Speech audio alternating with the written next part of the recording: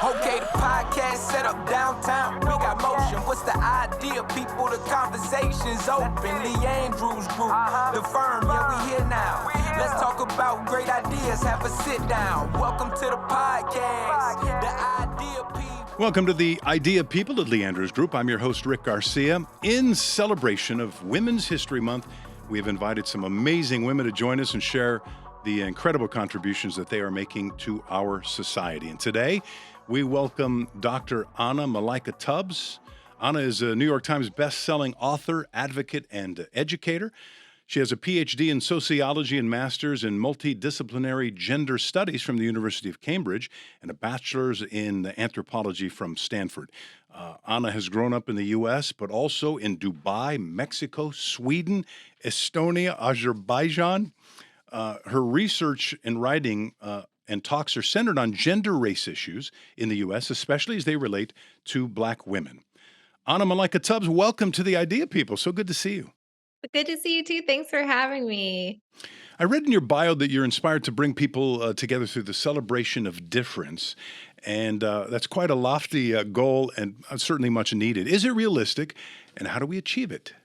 It's definitely realistic. So I spent most of my life, as you mentioned, abroad and moving from place to place and really seeing all these different ways of being and living and loving and all of the above. And I really believe that all of our strengths lie in our differences. And the more we can embrace those differences, the better off we will be. And we've seen over and over again that when we focus on sameness, we often erase people's experiences and their uniqueness. And that's actually something that's very painful and something that leads to further conflict down the line. So when we can actually remove the fear of difference and the discomfort that comes with difference and instead embrace that learning that comes and that growth that comes from speaking to people who are not like you and trying to see things through their eyes, I actually think that's the best path forward. And especially in the US, where we are so incredibly diverse.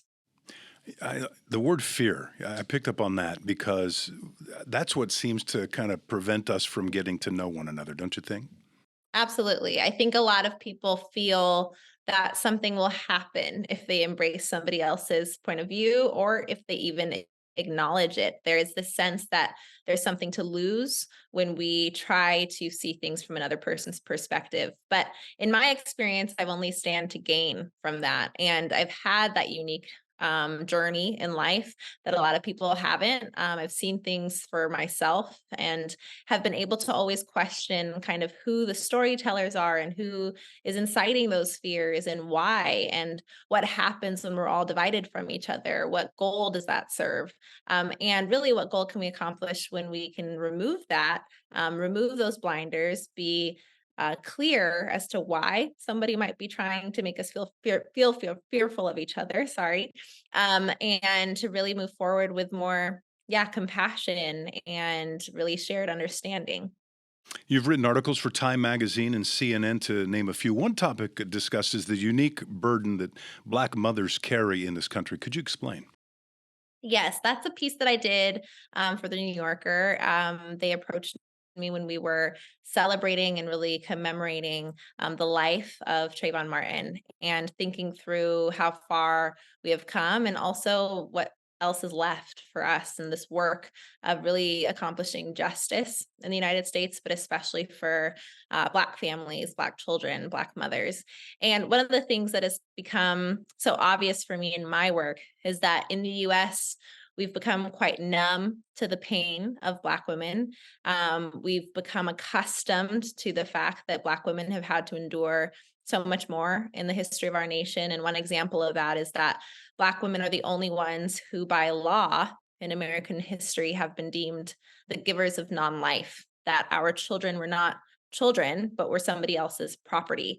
And Black women have always had to push against that, have always had to envision something beyond what was readily available to us. We've had to challenge what the law has said is true and say, we don't believe that, and we're going to show the world how all of this can be done differently. But that has allowed for many people to let Black women take on this burden and let us carry this on our own. And so even now, where you see people who are admiring Black women more, it's only admiration. There's no action to back the admiration. It's this standing apart from us and saying, wow, look how strong they are.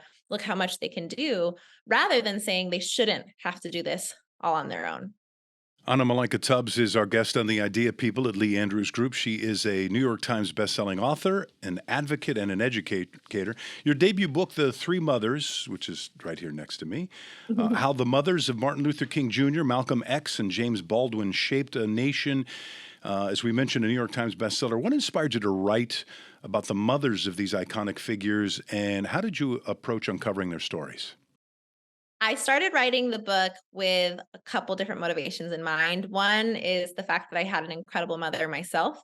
She's the reason that I spent my life traveling from place to place as a result of her work as an international lawyer. She advocated for women's rights both in the US as well as abroad. And every country that we lived in, my mom asked us to pay attention to how mothers were being treated. She really believed that everything came back to the treatment of motherhood and everything was linked to that. So if countries had support systems in place for mothers, if they appreciated the role of mothers, she believed you would see that economy doing well. You would see people feeling happy in this community or in this country. And that vice versa was also true. If mothers were not being supported, if they were not being seen with the strength and the influence that they possessed, that we would also see very negative consequences, perhaps of cycles of poverty or of discrimination and exclusion. And so she really stuck to this theory and kind of raised me to see things with that same perspective. So I was always well aware of the power and the influence of motherhood. So fast forward to when I was starting my own PhD, I had read this incredible book called Hidden Figures by Margot Lee Shetterly that went on to become, of course, this powerful film. And I was really enraged by the fact that this material was the first time I was being introduced to Black women who were so incredibly revolutionary and obviously um, important for our entire world history, and who had strategically been erased from our shared understanding of how we've arrived where we are as a nation today. And I said, I'm going to be somebody who joins Margot Lee Shetterly in correcting the erasure of Black women's stories and pairing that with my own opinions around motherhood that my own mom inspired. And so that left so many different women that I could have studied. Sadly, all Black mothers are really facing that kind of erasure in our nation. And so I started thinking about what three women I could highlight that would bring the most people to the table for this work, and how they would all walk away knowing Black women's histories better. And so I was very strategic about that. I knew that if the names MLK Jr. and Malcolm X were involved, that more people would want to engage with my research. And I also wanted to make sure I engaged with three different mothers, because quite often, if there are only two, we see them as opposites of each other, two sides of a coin, for instance, when in fact, that's not really how I would describe the methodologies of MLK Jr. and Malcolm X. I would never say that they were opposites, but different approaches to the same thing. And so in introducing a third, we're allowed to see more of the spectrum of freedom fighters and approaches to Black freedom. And so when I did initial research on these three women, there wasn't much out there about them. Not many people before me, if any, had really cared to think about the influence of these three mothers on such incredible people in our history. And I discovered that all three of the mothers were born within 6 years of each other, and their famous sons were all born within 5 years of each other, which was just so powerful, because that meant I could really bring these three stories together through time without reducing the complexities of each of their very different experiences. So there you are, digging into the research. What were the challenges that you were faced with, and what did you find surprising about when you started to look into these folks' past? The largest challenge was the fact that no one had done it before me. and that the women were no longer alive for me to interview them. I was trying to emulate two books in particular. Of course, I already mentioned Hidden Figures, but also The Warmth of Other Suns by Isabel Wilkerson. Except in those two examples, they could speak to the people that they were writing about. So I had to go out there with very little available to me, really, because of that erasure of these women, and put together as much of their life stories as I possibly could. And so I started with the sons and all of the works they had written and all of the transcripts of their speeches, and pulled out little moments where they mentioned their mothers. Then I moved to the works of scholars who had written about the sons and pulled out any mention. Then I reached out to those scholars who were still alive, asking if they could share archives with me, letters, anything that they had that referenced the mothers. And some of them did have that and told me that no one had asked for those before. So I started there. Then I reached out to local historians asking for birth certificates, death certificates, land deeds, census data. And then from there was able to reach out to family members of the women and ask if they were willing to be interviewed or were willing to connect me to anyone who might have more material. So I spent several years of my life piecing these all together. The things that surprised me really when I set out to do this work, my initial question was simply, who were these women?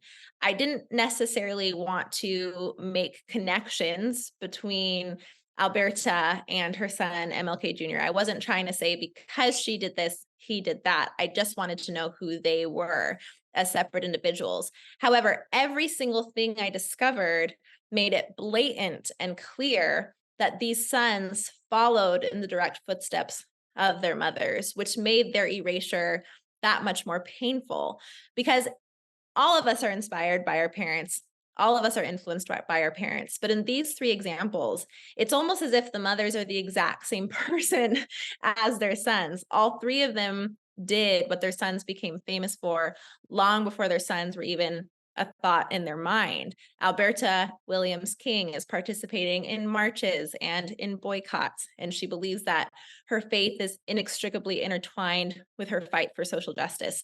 She just doesn't call it nonviolence. That's literally the only difference between the two. We have Bertus Baldwin, who is a writer and who believes in the power of language and the power of words and how you can change someone's mindset and change someone's experience through letters that you gift them, filled with knowledge on how to make it through those darker times and to focus on the light.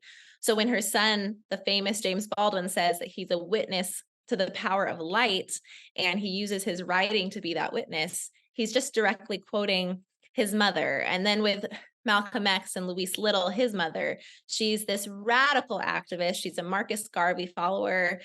She's so courageous that Marcus Garvey notices her and sends her and her husband strategically to cities throughout the Midwest to incite this revolutionary spirit. So then again, it becomes less of a surprise that Malcolm X becomes who he is and who we all revere to this day. You're listening to The Idea People at Lee Andrews Group. Anna Malaika Tubbs is our guest. She's the award-winning author of a wonderful book that we've been talking about, and it's the three mothers and how the mothers of Martin Luther King Jr., Malcolm X, and James Baldwin shaped a nation. Having brought those stories, those incredible stories of women to light, are there other untold stories now? Are people asking you, okay, who's next? Who are you going to focus on next? Whose mom is going to be the feature of your next book? Yes, I do get that question a lot. And I love that. And so many people send me suggestions, which is also wonderful, especially of their own family members who they feel deserve that same spotlight. And I completely agree with them. What I'm trying to do now are several different things.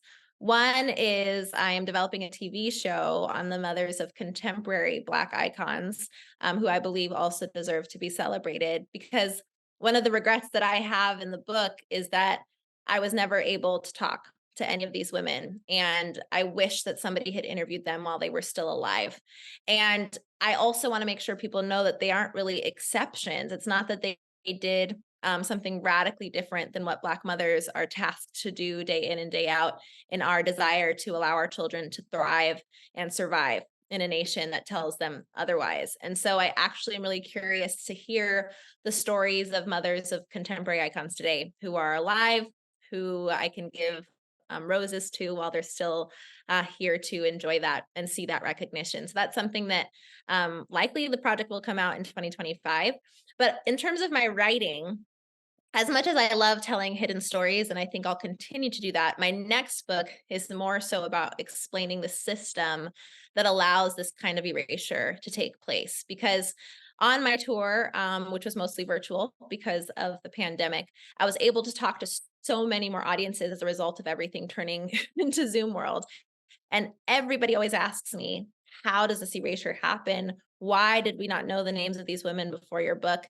And the thing is, it's really a result of patriarchy, but especially American patriarchy that is intertwined with racism, with homophobia, with all kinds of horrible isms and forms of exclusion. And I realize that a lot of us don't really understand what patriarchy is, but also what American patriarchy is. And so in following my motivation always to write very similarly and contribute to the world in the ways that Isabel Wilkerson has, and what she does in Caste for racism in the United States, I am now writing the book that will do something very similar, but for patriarchy. And that leads me perfectly into my next question. What's my role as a father and a husband to contributing to Mother's Rightful Place? That's a beautiful question. I think there's so many levels to that. When we're thinking of how we maintain these stories, it's really important that we, one, interview the women in our lives, whether that's in this formal capacity or an informal one, where we simply ask, what is inspiring to you? What are you passionate about? What were you passionate about? What are things that you want to accomplish for yourself? We want to really shift this narrative in the United States that to be a good mother is to deny your own needs, and that to be a good mother is how much you're willing to sacrifice yourself for somebody else's gain. When in fact, it can be the more we love ourselves, the more we give to ourselves, the more we can give to others. And other nations see it that way, right? We have nets in place for women. We have affordable childcare for everybody. You have, universal preschool. From the moment a child is born, you're given a box of the resources you're going to need. You're taken care of. And in the United States, that is not the case. So as much as we can do that on an interpersonal level, the better, while also making sure that we're constantly reminding mothers and supporting them in making sure that their needs are met. So there's kind of this narrative component to it of asking the right questions, making sure that mothers get the credit that they deserve, but also following up with policy and having the supports in place that we kind of talked about at the very beginning. The things that my mother said were indicators for how that country could do overall. It's interesting. As you know, I was a kid who grew up in the '60s during the civil rights. I was a small kid. I want to point that out. During the right in the middle of the civil rights movement that featured the people that are in your book. And unfortunately, though, as time goes by, and I work with a lot of amazingly smart and talented young people, you weren't around when these figures were here as well. But how do we keep their memories alive? How do we continue to point out their accomplishments without sounding like we're preaching? It's really important that they not get lost over time. Yeah, I think that that's a testament really to how recent this history is, 100%, because I often mention that my life actually did overlap with two of the women in my book. So Bertis Baldwin was born in 1902 and she lives until 1999. Louise Little lives until 1991. Okay, so I don't overlap with her. I was born in 92, but still it was very, very close. And the reason that it feels like the sons are more a part of ancient history than the mothers is because, of course, they were taken from us when they were so very young. So it's important to always remember that this is very, very recent history. The way in which we can keep their messages alive is to constantly tie those lines and draw those lines between what they care deeply about and what we're continuing to this day. And one of the reasons why I also wanted to make sure we told the mother stories, because it's not that these movements began with these three sons. In fact, it began generations before them, and their mothers are just one generation before them. And they are also doing that work. They're continuing the legacy of their own family members. And we've often been kind of led to believe that when MLK Jr. was assassinated, that somehow something ended with his life. But in reality, he would have wanted us to believe that we were continuing something of his, that it didn't rely just on one person. An entire movement is not tied to just one person. And so it's been very strategic for us to be taught that movements do rely on one person. So when that person is gone, it's the end. But the reality is it's always been continuing. And so we're not only continuing the legacy of MLK, we're also continuing the legacy of his mother and his grandparents. And that is something that's really empowering, I think, and makes the work that much lighter because we're part of a larger team, not only with our peers who are with us right now, but all of those who came before us. We're continuing something really powerful. Anna Malaika Tubbs is our guest on the Idea People at Lee Andrews Group. You are an author, an advocate, but also an educator. So, what advice do you have for young people interested in writing, especially those who wish to address themes of diversity and inclusion? The biggest piece of advice is that we all have our own unique perspective, and that is something that's really powerful. For instance, people tell me it was really creative that you came up with this idea for the book, that I wanted to focus on Black women's perspectives, right? Or the Black mother's perspective. To me, I don't actually think it's all that creative. I actually think people should have come up with this long before me. However, because I'm coming from the perspective of being a Black woman who studies Black women, and then at the same time, while I was writing the book, became a Black mother myself, I am writing something that maybe others would not have written and that others think is so unique and so creative. And so I want to make sure more of those voices join these conversations. More of us feel I have something to add that nobody else does. And therefore, I need to add it, because if I don't, then who will? If I hadn't asked this question, who would have asked this question? And to think about all the ways in which people's minds have changed when they read my work and say, now I better understand who raised these men. I better understand the history of Black women in the United States. I'm seeing a century of American history through their eyes. We have to feel so inspired by the uniqueness of each of our voices.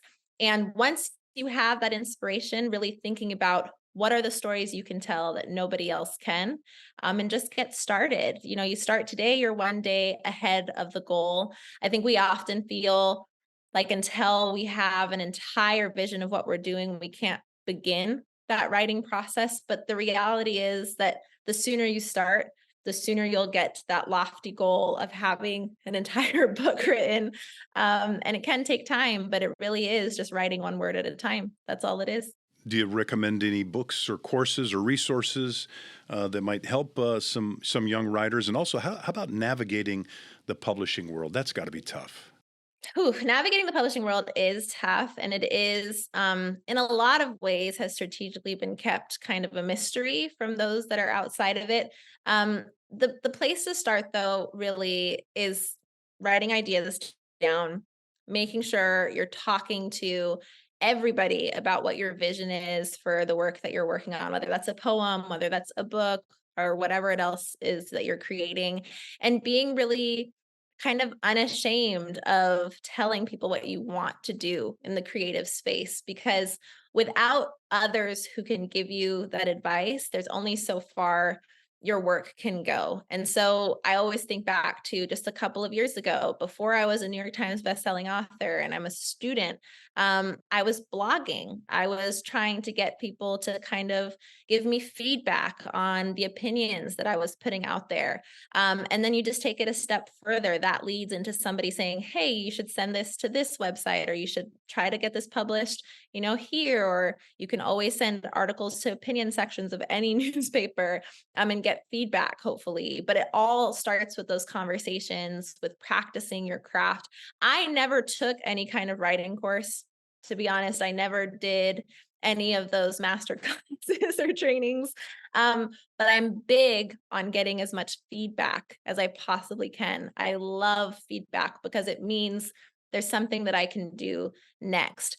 And in the world of creation and writing, a no is never actually a no. It really is just feedback. And if you take it that way and say, okay, I'll just keep trying, there's always something else you can do better. And you just have to be open to it and not feel all that vulnerable necessarily if someone says, I'm not interested in this, because there's always somebody else who will be. You just have to find them. That's a great point. It's so subjective. Did you see American Fiction, by the way? I loved that. Oh my gosh. So there's a perfect example of pitching ideas over and over and over, and you never know which one's going to stick. Yeah, right? Absolutely. And that's been such a description of a lot of my life, actually. I think even when I was applying for PhD programs, not everybody understood what I was trying to accomplish. And I had to keep applying and just keep trying. And same with this book, I had to keep trying. Although I will say I got support pretty early on for this book, but another book that I've been working on for longer than The Three Mothers, and I still haven't sold it. But every time I go out with it,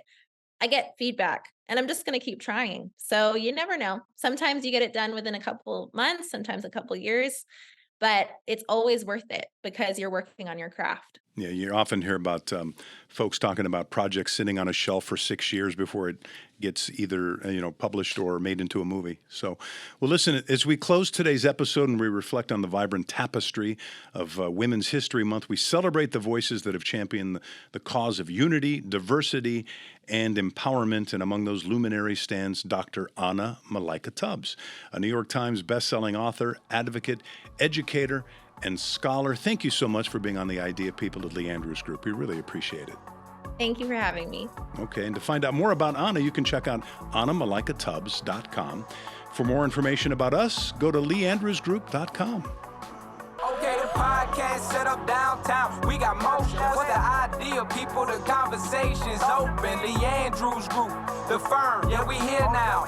Let's talk about great ideas. Have a sit down. We on a mission. You get the idea, people. Glad you pulled up. How you doing? Nice to meet you.